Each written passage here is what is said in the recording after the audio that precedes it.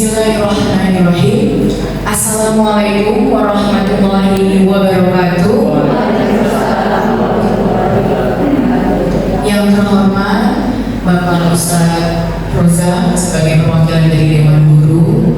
Sebelumnya tentu yang kita semua hormati dan kita sayangi karena Allah Subhanahu wa Ta'ala, Ketua Yayasan Hayatul Rumah yang sudah membuka diskusi kita kali ini, Umi ini. Kemudian ada Bapak Ragil, ada juga Om Babam yang siap selalu untuk bersama kita membersamai proses diskusi. Saya lebih suka menyebut sesi ini adalah sesi diskusi. Jadi nanti jangan kaget kalau saya turun ke bawah, kemudian saya kasih mikrofon ke ibu, ya. Karena dalam proses pembelajaran saya percaya partisipasi itu penting. Jadi ini adalah 5 ya agenda yang akan kita diskusikan. Pertama mengenai 1000 hari pertama kehidupan, pengaruh gawai terhadap perkembangan otak, baru bisa masuk ke literasi. Jadi memang harus ada jembatannya. Oke, sekarang kita mulai diskusi. Saya minta ibu bawa alat tulis, kalau punya bolpen boleh dikeluarkan, ada pensil boleh dikeluarkan. Ada 3 pertanyaan. Pertanyaan pertama, ya. Pernyataan pertama, perkembangan otak hanya terjadi setelah bayi lahir, ya. Ya, boleh. Ada suara Mama Ali. Boleh. Gimana? Tidak atau tidak dan alasannya? Perkembangan otak setelah bayi lahir. Jadi kalau saya tidak Jawabannya tidak. Kenapa? Karena kalau saya pikirnya begini, otak itu mungkin secara pembentukan awal perkembangan secara fisiknya secara upgrade setelah dia lahir. Pada saat dalam kandungan ada perkembangan otak. Makanya kalau misalnya dokter bilang itu ketika ibu suka dengarkan emosi, ada segala macam itu sebenarnya membantu perkembangan setelah ini, meskipun perkembangan otak tapi tandanya ada perkembangan otak dalam kandungan. Terima kasih banyak. Alhamdulillah. Boleh kasih aplaus apresiasi. Kita berdua, anak bisa mengejar ketertinggalan perkembangan otak dengan mudah selama masa sekolah. Jadi kalau ada ketertinggalan nih perkembangan otak nih, apakah bisa dikejar dengan mudah saat masa sekolah? Oh, ada yang amuk boleh. Assalamualaikum. Berkenalan. Waalaikumsalam. Waalaikumsalam. Terima kasih Mbak Nadia. Menurut saya memang bisa dikejar karena perkembangan otak pada masa sekolah itu penting. Apa yang dimasukkan ke dalam memori anak itu adalah masih nol ya, istilahnya perkembangan masih dasar. Jadi kita bisa mengisinya itu dengan menambahkan perkembangan. Masya Allah. Mama siapa ini? Mamanya Aisyah. Oh, Aisyah. Terima kasih. Tepuk tangan lagi ibu. Alhamdulillah. Pinter sekali. Nomor 3, perkembangan otak ditentukan oleh genetik, faktor lingkungan, nutrisi dan juga interaksi sosial. Gimana? Apa ada yang bersedia, Ibu? Kali semua? setuju sih, karena terutama faktor lingkungan ya. Dimana kalau lingkungannya baik ya, insya Allah anak kita juga akan seperti itu gitu. Tapi kalau lingkungannya jelek dan secara otomatis akan seperti itu juga. Oke, alhamdulillah. Terima kasih banyak Ibu. Ini Mama Naifah dari kelas 2. Juga tangan kita apresiasi. Boleh Bapak dilanjutkan.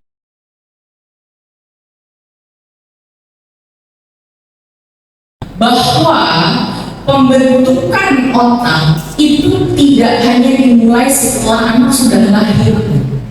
Jadi mulai sejak dalam kandungan. Bahkan periode sejak pembuahan, jadi sejak sel sperma bertemu sel telur itu sudah ada perkembangan otak.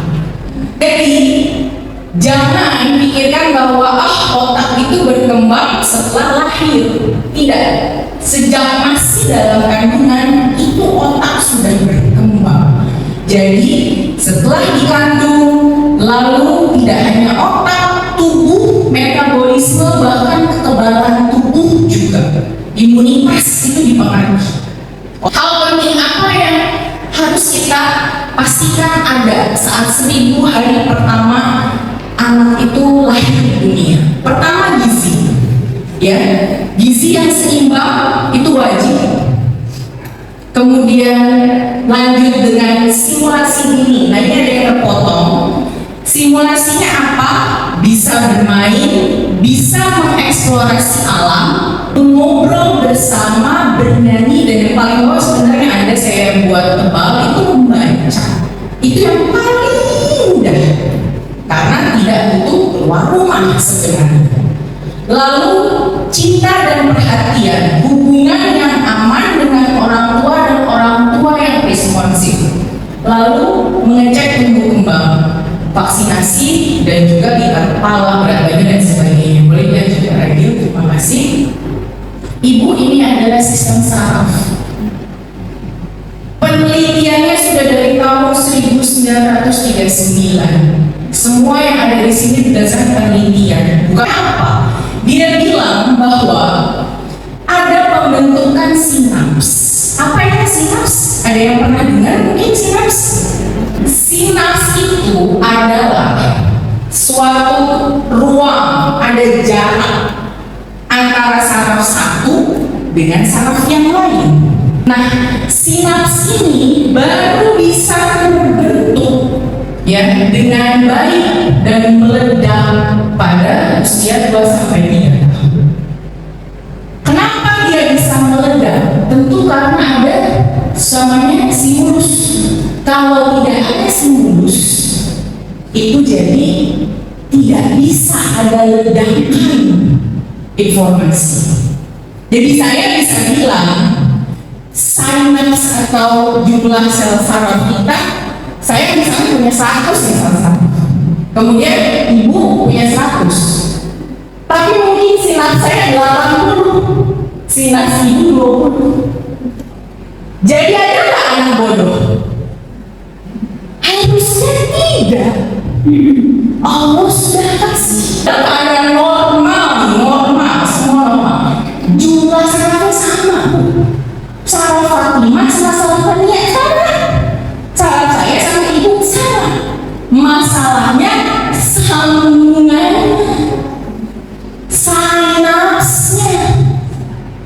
Yang namanya sinaps itu sambungan. Tugas ibu, tugas kita semua memastikan simulasinya pas supaya sinaps yang terbentuk sambungannya juga pas gitu ya. Ibu sudah mulai memahami ada sel saraf, ada sambungannya, ada sinaps. Apa setelah 2 tahun perkembangan otak tidak bisa dirubah? Bisa atau tidak? Alhamdulillah ya. Menurut penelitian terbaru kita punya namanya neuroplasticity. Jadi otak itu bisa berubah dan beradaptasi. Ini berita baik buat kita semua. Jadi jangan mau ketinggalan makanannya. Saya udah kelas 8, kelas 8 mah SMP, maaf, kelas 3, kelas 4 udah nggak bisa berubah dong. Bisa. Ya, ini berita baiknya. Yang ibu harus hati-hati pengalaman dan lingkungan. Saya suka tadi yang Mama Naifa bilang lingkungan itu benar-benar membentuk, sangat membentuk. Saya bisa bilang kalau ibu mau tahu kenapa saya masukkan anak ke sini, itu hanya karena satu kata-kata Umi.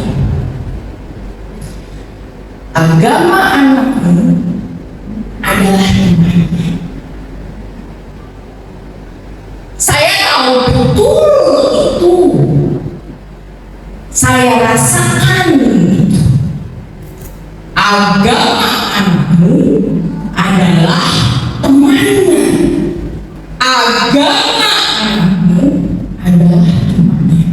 lingkungan itu benar-benar penting. Kita punya hak sebagai orang tua untuk memilihkan lingkungan yang terbaik. Karena apa? Nantinya itu yang ditanyakan sama Allah. Bukan berapa jumlah tas ibu, bukan berapa jumlah mobil ibu, berapa jumlah kos-kosan ibu, tapi anak. Gitu. Ya, lanjut Pak Ragi.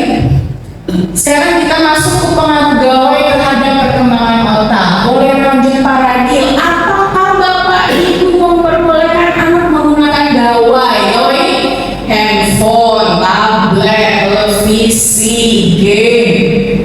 Boleh maksudnya? Oh boleh, oke. Ibu kasih izin berarti ya. Berapa lama biasanya? 2 jam. 2 jam, boleh dipes sampai 1 bulan dulu. Saya mau dengar. 2 jam, ibu kasih izin pakai handphone? Boleh. Boleh, berapa lama? 30 menit. Woi, jamuan 30 menit. Masya Allah, mantap. Lanjut Ibu. Boleh. Berapa lama Bu? Sekitar 2 jam. Sehari ya, kita mau sehari ya. 2 jam. Baik, terima kasih. Lanjut di kelas Bu. Boleh. Berapa lama? 1 jam. 1 jam. Wah ini bagus semua ini jawabannya. Alhamdulillah. Lanjut. Boleh berapa lama? 2 jam. 2 jam maksimal. Ibu? Boleh. Maksimal saya itu 1 jam. 1 jam sehari. Baik Ibu, terima kasih. Lanjut. Oh di timer. Bagus, mantap. Lanjut. Sama makanya boleh. Boleh. Berapa lama? Tentangnya masuk sampai 2 jam. Oh, ya kalau bilang apa mau buka kan bilang kamu nih makanya saya mau dagang ya jadi saya kasih aja HP tahu pakai apa itu pokoknya saya pulang dagang HP udah balik ke kotak deh gitu. Iya nggak apa-apa. Kalau misalnya nggak tahu makanya pokoknya dia dikasih sih nggak apa juga beneran ini safe space tempat aman. Saya nggak akan lapor. Lanjut. Saya dari segi kejutan, kasih handphone, tapi TV. Oke, nonton berapa tuh Bu? Nontonnya sekolah sampai dengan maghrib. Tapi kan sekolah biasanya dia les, itu baru nonton yang sekitar 1 jam juga sih. Baik. Tapi kalau saya dikasih handphone satu ahad aja, maksimal juga 1 jam. Oke, terima kasih. Lanjut. Boleh. Berapa lama Ibu? Disesuaikan kebutuhan. Oh, bukan berarti ibunya ya? Saya menyesuaikan kebutuhan karena handphone buat dia kita punya sama-sama punya kebutuhan ya karena kalau aku pikirannya boleh punya handphone nggak mau apa mau main udah dia lagi butuh main nih butuh main yang untuk dirinya sendiri kalau main sama saudara sama teman-teman itu kan butuh main yang sosial ya dia butuh main kemudian sendiri berapa lama ya 20 menit lah oke 20 menit jadi saya mencoba untuk dia yang menyesuaikan kebutuhan dia bukan saya yang memesan udah ya asalkan kalau saya pribadi asalkan kalau selesai 20 menit apa aja 20 menit dari jam segini sampai jam mainannya segini ya either itu terlambat karena Kak udah 5 menit oh iya 5 menit lagi pun oke ada hitungnya kalau ada negosiasinya saya tidak menutup kemungkinan bahwa gawai ini akan menjadi kebutuhan anak-anak ke depan jadi saya kasih jaraknya kamu butuh berapa menit Aplaus buat saya. Boleh langsung mana di depan sebelah mikrofonnya. Ibu tahu nggak anak ibu akses apa sih kalau pegang handphone? Apa? Kasih saya satu contoh. Ya, satu aja Bu. ya anak main lah ya Iya. dia memang Roblox. Oke. Terima kasih langsung Mas. Oh boleh. tapi kalau misalnya dia memang aku ada di sebelah dia Oh, di sebelah. aku berdownload Roblox ya aku menang di games buat ngeliat dia Berinteraksi dengan siapa? Ya. Terima kasih Bu. Roblox ya Ibu. Akses apa biasanya? Kalau saya sukanya itu dia jadi dia Kayaknya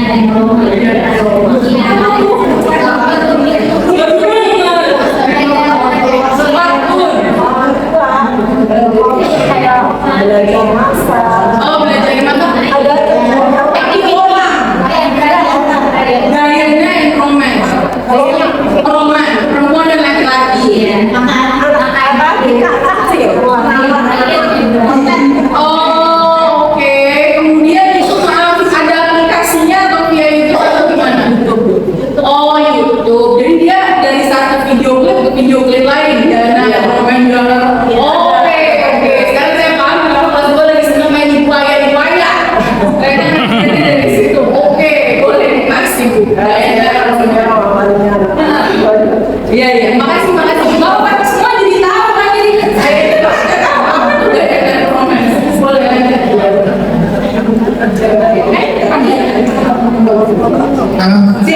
Kakak beda nih dua kami. Yang satu lebih ke TikTok sama aplikasi yang gambar mewarnai itu. Oh, oke. Tangannya kalau atas kayak Minecraft, tapi yang Minecraft bikin gedung-gedung gitu. Siap, terima kasih. Boleh dilanjut. kalau nanti di rumah dia workshop tentang kayak gerak, manusia, Oke, terima kasih Ibu. Lanjut. kalau untuk rumah itu durasinya tidak terlalu baik dengan itu yang pertama kalau tentang durasi semuanya dibangun dengan edukasi semuanya tapi kebijakan itu paling 20 menit antara Minecraft atau durasi Oke, Pororo ya. Saya kenal fitting itu ya. Pororo. Terima kasih Ibu. Boleh dibahas. kalau biasanya YouTube yang full atau short? Karena itu beda. yang biasanya Yang full yang 13 menit gitu ya, setengah jam. biasanya nonton mobil balap-balap. Oh, mobil balap. Oke. Terima kasih banyak Ibu. Boleh dikasih lagi? Kalau untuk kerjanya tekanan main games Oke, bisa Pak. Roblox. Oke. dan juga tekanan itu Oh, gitu.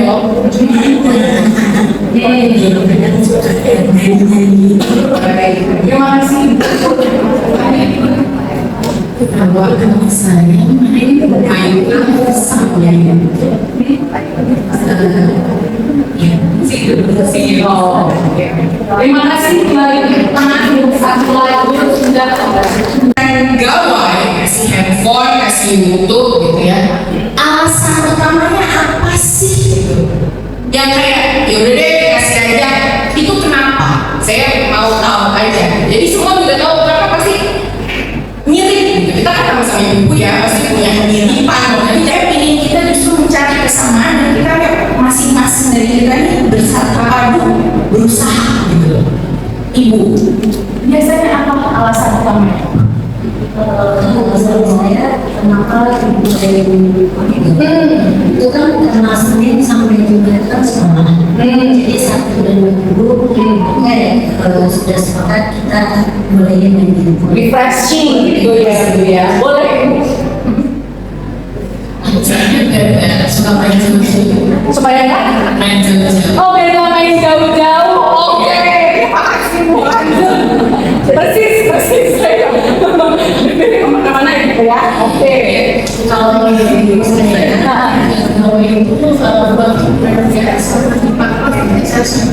Oke, hiburan ini ya. Baik, lanjut boleh. kalau saya lebih ke supaya bagus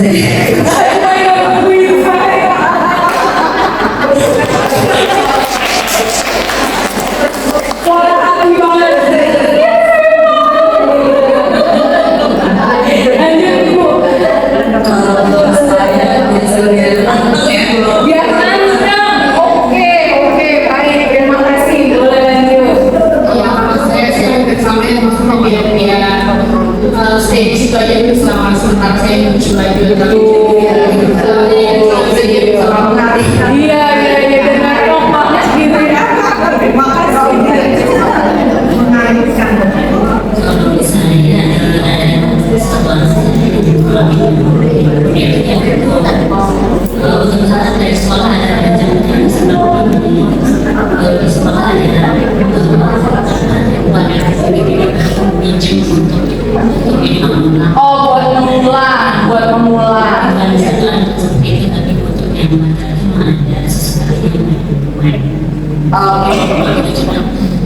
tidak tersebut kurang Kurang. Terima kasih banyak Ibu. Ibu biasanya apa nih alasan utamanya biar Sama kemungkinan sama dengan yang lain. Satu refreshing ya. refreshing? Terus yang kedua sekali ini kan lingkungan, maksudnya anak kita di rumah itu kan nggak ada komunitas ya. Istilahnya kalau punya teman-teman yang bisa main kayak seperti dulu kita alami kerja rumah main keluar. Kalau sekarang kan lebih kepada komunikasi handphone gitu aja sih. Baik, terima kasih Ibu.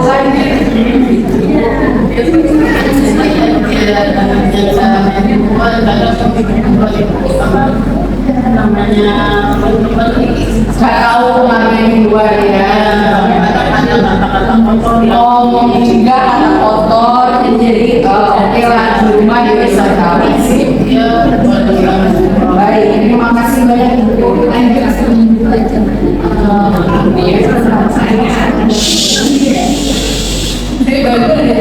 Maaf, eyes on me. Ya, Ibu, kita sudah buat kesepakatan ya. Kalau ada yang lain yang bicara, yang lain dengarkan. Boleh dilanjut tadi. Jadi saya membagi tiga gawe ke anak saya. Saat anak saya mau komunikasi di HP, itu HP atau tempat. Jadi kalau emang perlu pelajaran ini kan kalau nggak ada bisa ini. Oke, buat cari sumber. Kayaknya laptop atau jadi mereka tahu masing-masing.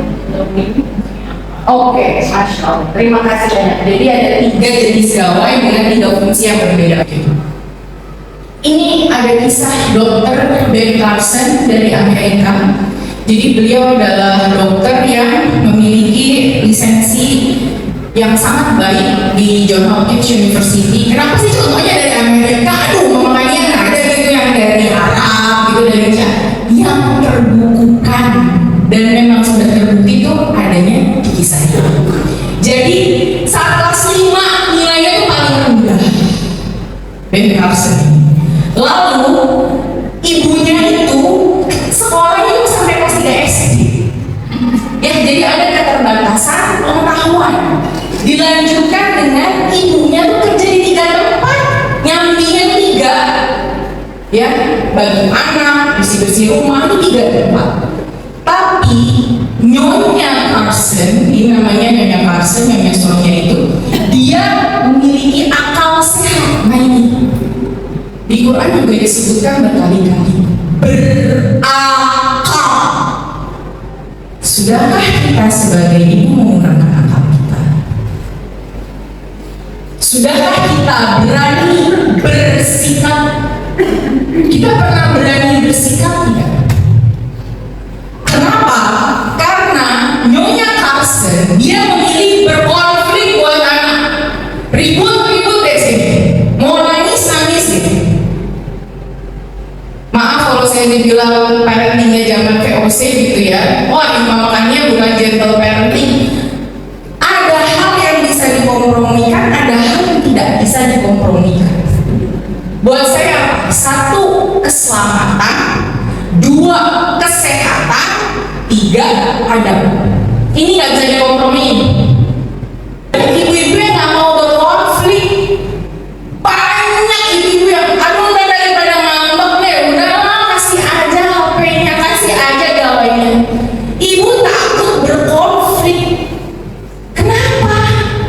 Padahal tidak harus selalu menjadi konflik loh. Kalau bisa bernegosiasi itu masih bisa diusahakan loh. Nah, tapi ini adalah yang harus kita lihat selanjutnya. Langkah nyatanya boleh dilanjut Pak Adil adalah, jadi Nyonya Carson ini meminta Beb hafalkan kalian.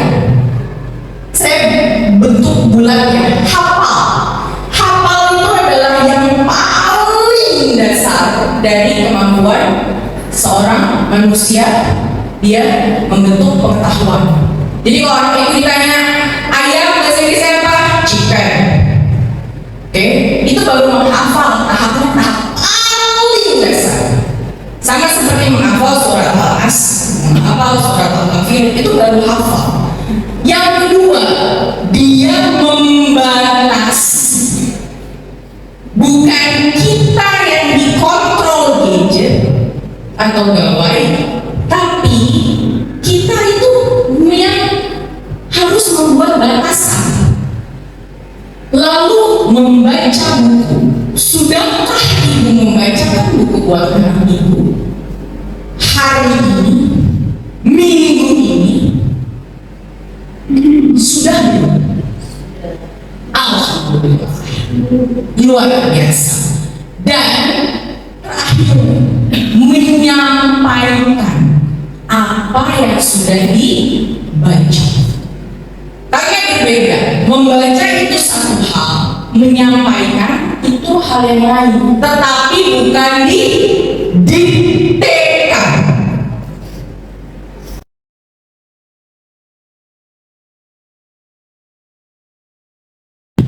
900 jam di sekolah bandingkan dengan 7.800 jam anak di luar sekolah, yaitu di keluarga itu sendiri, di rumah. Guru mana yang punya pengaruh paling besar? Dan tempat mana yang paling bisa memberikan perubahan? Pesantren kah? Sekolah mahal? Bimbel les? Atau keluarga ibu sendiri? Jauh, angkanya jauh. Jadi semua dimulai dari keluarga. Sekolah bukan bengkel tempat benerin barang rusak. Ibu tahu anak ibu ada kekurangan sesuatu, ibu taruh sekolah dengan harapan dia benar. Enggak gitu. Anak itu bukan barang, bukan. Harus butuh kerjasama dari kita juga. Lanjut Pak Radil. Minta tolong. Jadi gawai ini itu banyak sekali efek sampingnya. Ada positif jelas, ada negatif jelas. Di sini penelitian 2022 baru sekali akan mengubah apa? 2 jam saja paparan, mau itu televisi, laptop, handphone, akan mempengaruhi struktur otak, mempengaruhi fokus anak, emosi dan fungsi sosial, tantrum. Kalau ibu mau tahu, Eropa Timur sudah tidak pakai lagi layar, tidak ada gawai, tidak ada gadget di kelas, nggak ada pakai iPad, nggak ada pakai yang lain, nggak. Mereka back to book, balik ke buku lagi. Belajar itu nggak butuh barang mahal, dan belajar itu butuh lingkungan dan pengalaman seperti yang sudah saya sampaikan. Mengerikannya apa? Diprediksi generasi anak kita, mereka memiliki peluang besar terkena Alzheimer dan juga demensia. Sudah diprediksi begitu karena fokusnya menurun. Jadi kita menggadaikan gumpalan sel otak dan sel saraf hanya demi apa? Refreshing, kesenangan-senangan. Jadi ini yang digadaikan, ini fokus anak ini, otak anak itu digadaikan. Sekali lagi, digadaikan. Lanjut, Pak Radil, kita masuk ke literasi. Baik, kita kayaknya untuk mengoptimalkan waktu cukup dijawab benar atau salah. Setiap anak yang lancar membaca memiliki kemampuan literasi yang baik. Benar atau salah? Salah, kurang tepat. Oke. Lalu anak usia bayi dan balita terlalu kecil untuk diajak membaca bersama. Manfaat literasi itu baru terlihat setelah masuk TK atau SD. Salah menurut ibu. Lalu seluruh keterampilan berbahasa bersifat alami. Tidak. Seluruh kemampuan berbahasa, keterampilan berbahasa bersifat alami. Tidak. Jadi ada yang tidak alaminya. Oh, oke. Baik, jadi salah. Tiga-tiganya. Lanjut Pak Radil. Ibu-ibu, literasi itu adalah keterampilan, ya,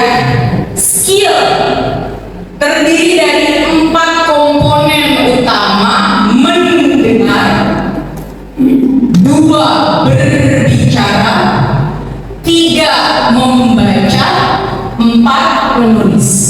Nah, bagaimana keempat ini bisa kita capai kalau ada handphone itu, ada gawai, ada layar yang membuat berdistraksi.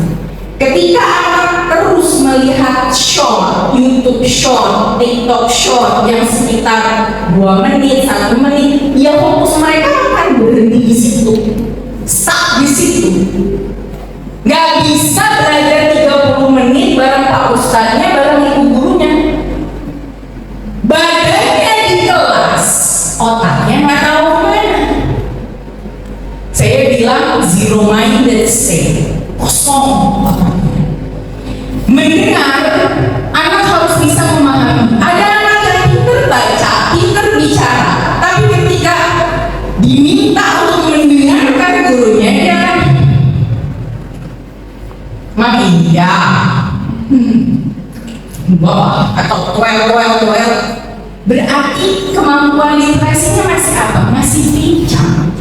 Dan yang paling ultimate di sini atau yang paling ujung adalah menulis. Ya, bagaimana sih meningkatkan menulis?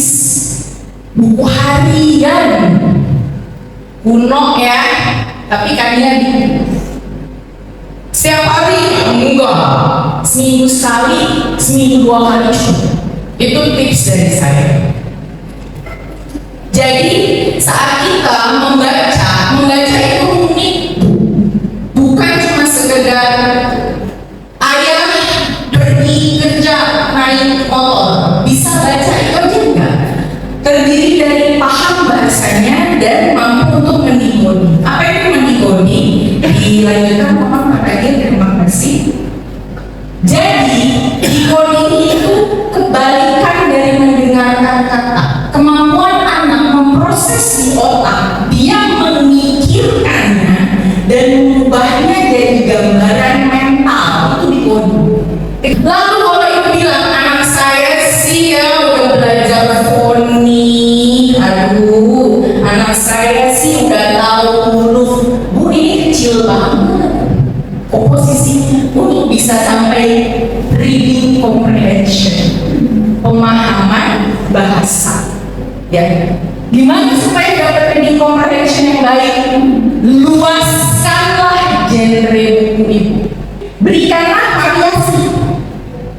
Ada buku tema science, ada buku tema dinosaurs, ada buku tema lanjut lagi misalkan memasak, menjahit, karya, itu kan seru. Kalau sukanya animasi, mobil, nah itu dibuat diverse. Jadi kosakata dia luas. Ketika kita hanya satu fokusnya penerbitnya itu aja, anak itu tidak tahu apa yang ada di luar dari dunia tersebut. Anak akan siap memasuki tahap baca tulis ketika sudah sampai kemampuan klasifikasi warna, bentuk, dan ukuran. Jadi buat yang kelas 1 boleh mau diulang lagi. Yuk kita klasifikasikan. Mungkin dulu kan hewan, tumbuhan. Bisa ditambah loh challenge-nya. Mana yang reptil, mana yang kadal, mana tumbuhan bisa dimakan, mana yang haram, mana yang halal. Itu kan bisa. Kita suka membacanya, Rin. Apa itu membacanya, Rin? Terima kasih para Gil. Bukan membaca yang teriak-teriak. Jadi membacanya Rin itu adalah kita membacakan buku di mana anak itu juga bisa melihat visual ceritanya. Anak itu harus bisa melihat visual bukunya. Jadi posisi anak di mana? Di depan atau di samping? Di samping. Bacalah dengan anak bersampingan, berdampingan. Jadi berdampingan supaya anak itu bisa melihat visual ceritanya, bisa melihat bukunya seperti apa. Ya, boleh lanjut Pak Ragil. Terima kasih. Ini yang membedakan read aloud, membacanya dengan mendongeng. Kalau ibu pernah dengar, atau storytelling. Bedanya apa? Ada bukunya. Kalau dongeng ya apa itu karangan ibu aja si kancil melompat papan kampung itu namanya dongeng.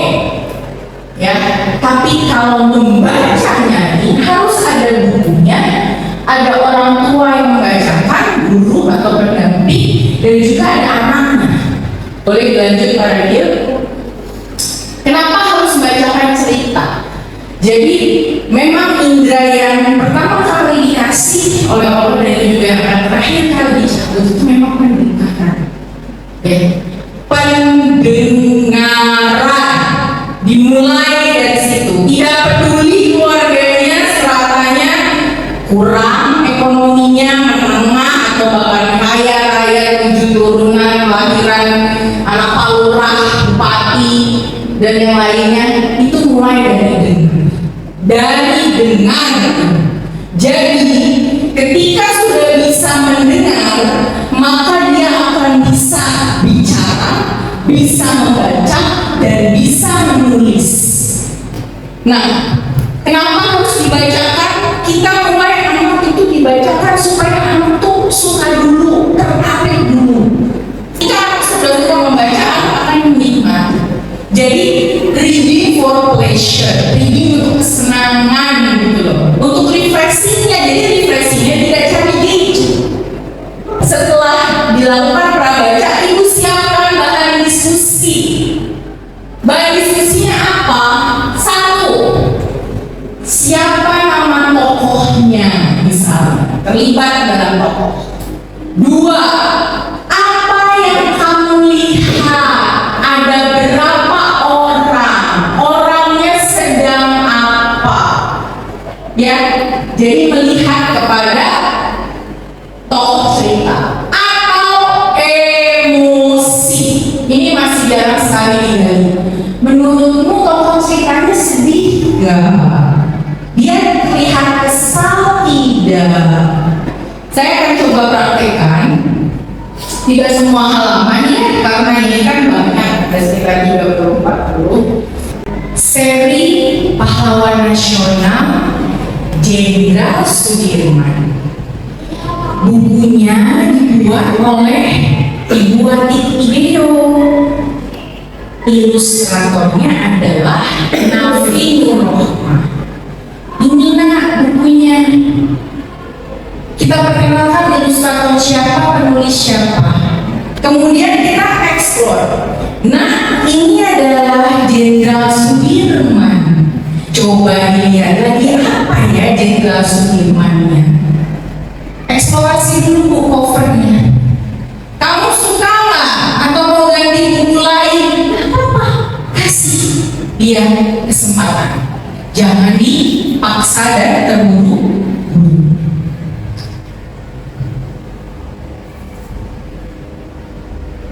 Namaku Sudirman. Aku lahir pada tanggal 24 Januari 1916 di Purbalingga, Jawa Tengah.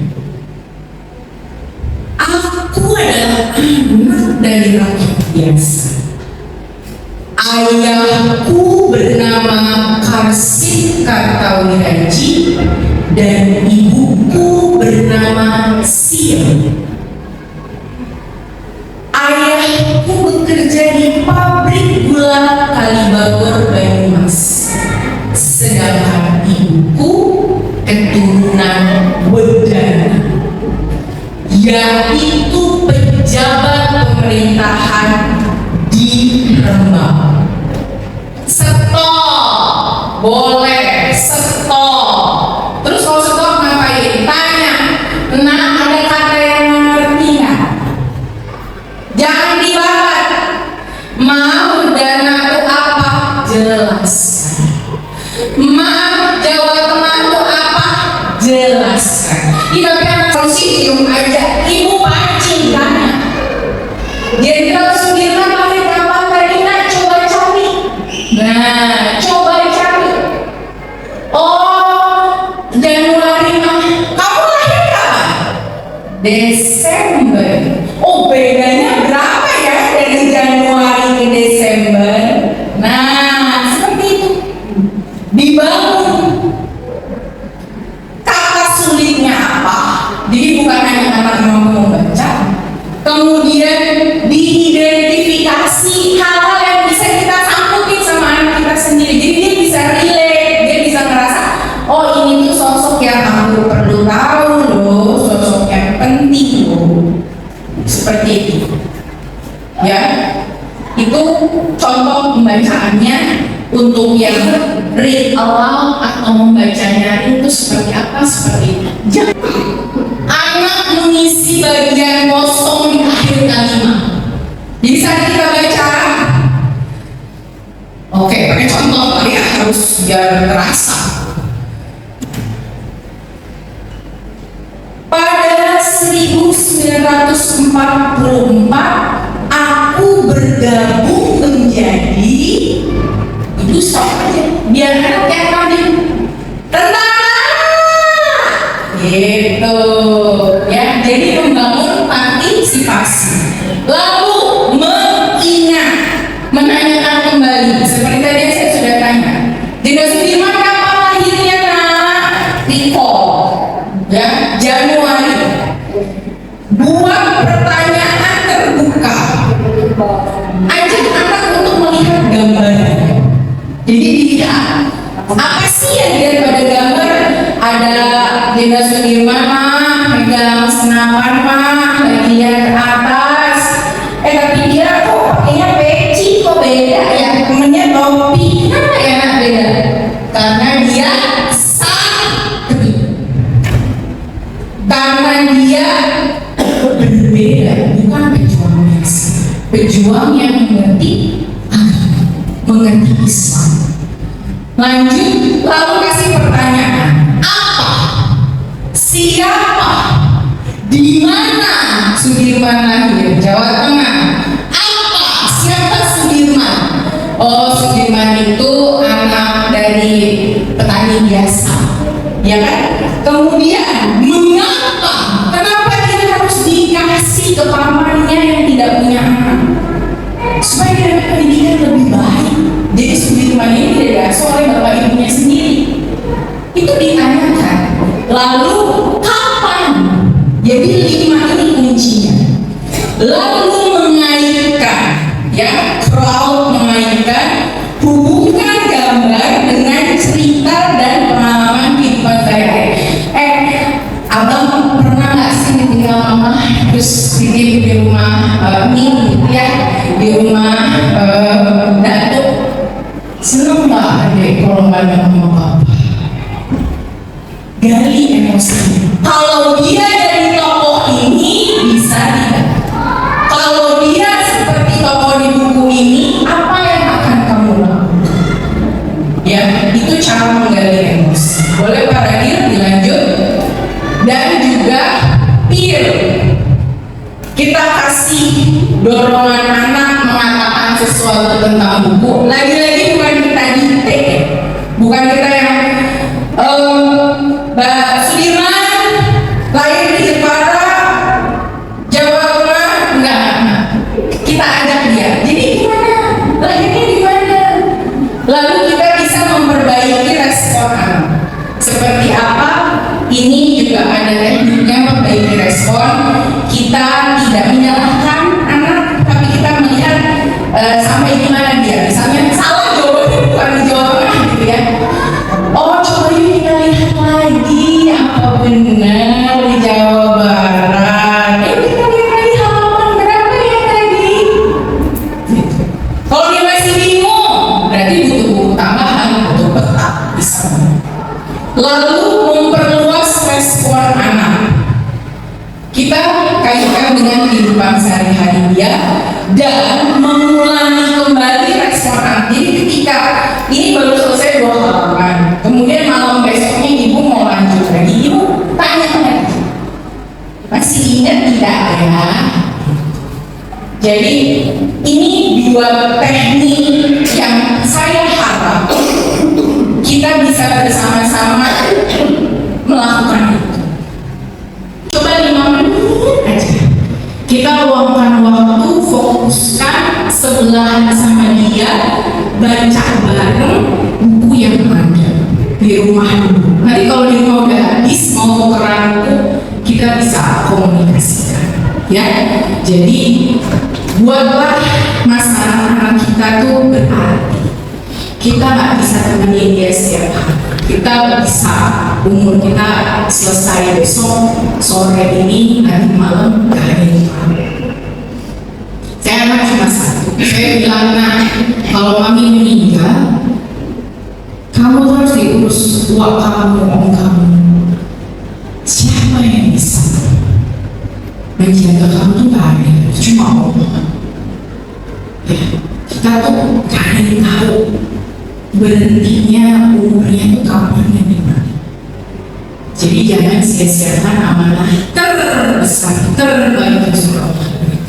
Terima kasih. Wassalamualaikum warahmatullahi wabarakatuh.